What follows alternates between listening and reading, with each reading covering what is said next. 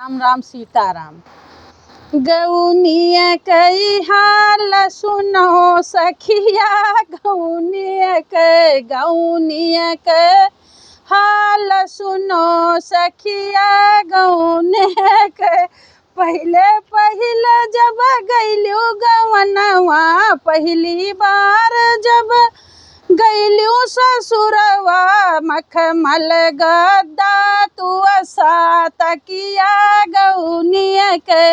गौनिया कई हाल सुनो सखिया, गौनिया के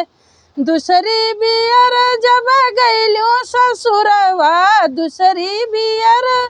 जब गैलू ससुरवा, हुआ त भुअर वही रेऊ चकिया, गौनिया कई हाल सुनो सखिया, गौनिया के तीसरी बियर जब गैलू ससुरवा, तीसरी बियर जब गैलू ससुरवा, हुआ त भुअर मारई लठिया, गौनिया